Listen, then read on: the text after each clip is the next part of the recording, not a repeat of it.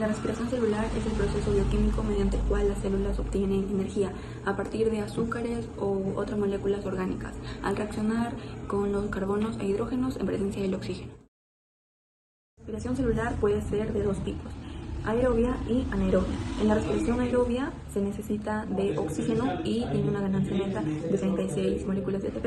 Y en el caso de las bacterias, 38 moléculas de ATP.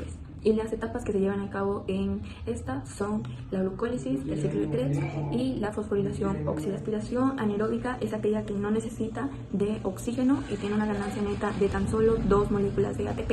Y las etapas que se llevan a cabo en este tipo de respiración son la glucólisis y la fermentación, la cual puede ser de 3 tipos: láctica, acética y alcohólica. La glucólisis ocurre en el citosol de una célula y se puede dividir en dos fases principales: en la fase que se requiere energía y la fase que se libera energía. En la fase que se requiere energía, la molécula inicial de la glucosa se reordena y le añaden dos grupos fosfatos. Los dos grupos fosfatos causan inestabilidad en la molécula modificada, ahora llamada fructosa, de 1.6 bisfosfato, lo que permite que se divida en dos mitades y forme dos azúcares fosfatos de 3 carbonos, puesto que a los fosfatos utilizados en estos pasos provienen el ATP. En la fase que se libera energía, en esta fase cada azúcar de 3 carbonos se convierte en otra molécula de 3 carbonos, piruvato, mediante una serie de reacciones. Estas reacciones producen de 2 moléculas de ATP y una de NADH. Dado que esta fase ocurre 2 veces, una por cada 2 azúcares de 3 carbonos, resultan 4 moléculas de ATP y 2 de NADH en total.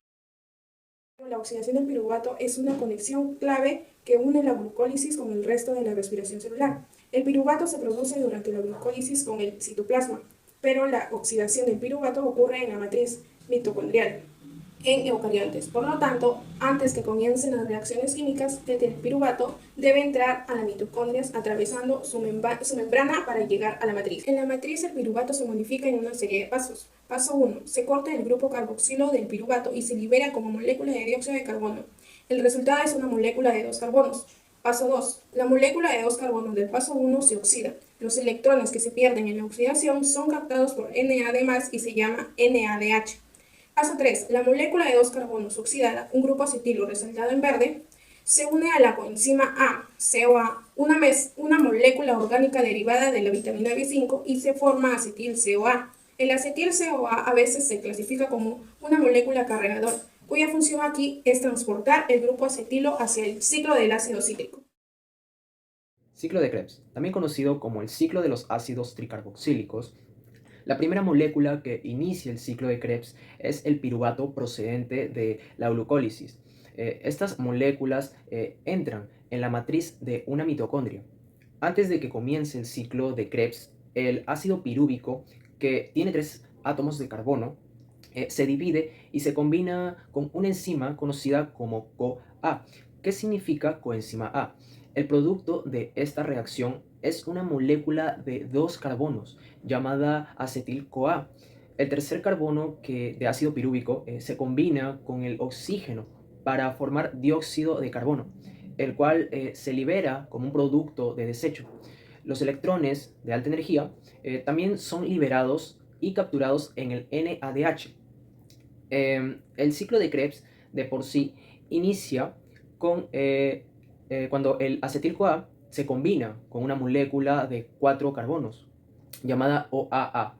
Esto produce ácido cítrico, que tiene 6 átomos de carbono. Por ello, el ciclo de Krebs también se le llama o se le denomina ciclo de ácido cítrico. Después de que se haya formado el ácido cítrico, este pasa por una serie de reacciones que liberan energía. Esta energía es capturada en las moléculas del NADH, el ATP y el FADH2, otro compuesto de transporte de energía. El dióxido de carbono también es liberado como un producto de desecho de estas reacciones, ¿no? El paso final del ciclo de Krebs regenera OAA, la molécula es una molécula que comenzó el ciclo, ¿no?, de Krebs. Esta molécula es muy necesaria para la siguiente vuelta de este ciclo. Se necesitan 2 vueltas debido a que la glucólisis desde un comienzo produce 2 moléculas de ácido pirúvico, divide la molécula de la glucosa, ¿no? Los resultados del ciclo de Krebs después de la segunda vuelta, a través del ciclo de Krebs mencionado, la molécula original de la glucosa se ha roto por completo y los 6 átomos de carbono se van combinando con el oxígeno para formar dióxido de carbono. La energía de sus enlaces químicos se logran almacenar en un total de 16 moléculas transportadoras de energía.